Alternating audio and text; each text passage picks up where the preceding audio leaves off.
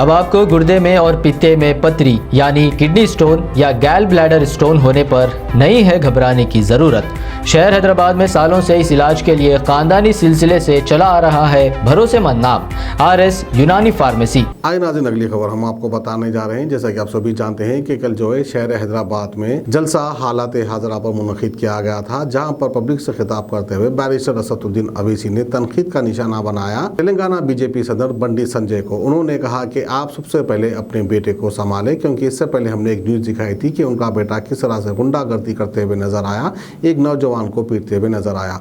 उसी के ताल्लुक से असदुद्दीन अवैसी ने कहा कि आप सबसे पहले अपना बेटा संभालो, उसके बाद जो स्टेट की बात करें। तो आइए खबर दिखाते हैं। यकीनन तेलंगाना में बीजेपी के बढ़ते कदमों को हम रोकेंगे।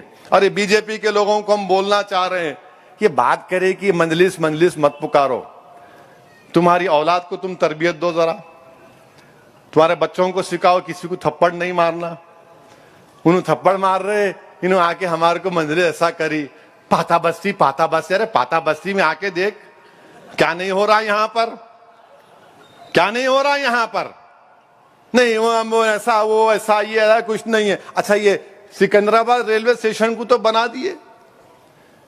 वजीर आजम साहब, नामपल्ली का क्या होगा, काचीगुड़ा रेलवे स्टेशन का क्या होगा? इसका भी तो करना चाहिए ना आपको, कुछ तो करिए।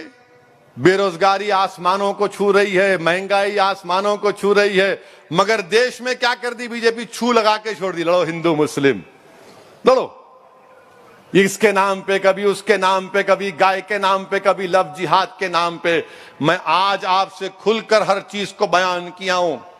अगर आप ये समझ रहे हैं कि सेकुलर पार्टीज भारत के अक़लियतों को, दलितों को, आपकी सियासी लीडरशिप को भरने देंगे, नहीं देंगे। डरा के इन्हें भी रखते, डरा के उन्हें भी रखना चाह रहे। एक मर्तबा इस डर की जंजीरों को तोड़ना पड़ेगा हमको। एक मर्तबा हमको डर की जंजीरों को तोड़कर अपने मुकद्दर के फैसले हमको खुद करना पड़ेगा। मुझे बहुत सामना करना पड़ता इन लोगों के जुमलों का, इनके तानों का, इनकी गालियों का, मगर मैं तैयार हूं इन तमाम चीजों को सुनने के लिए। मगर मैं हरगिज इस बात को तैयार नहीं हूं कि मैं तुमसे कमतर हूं।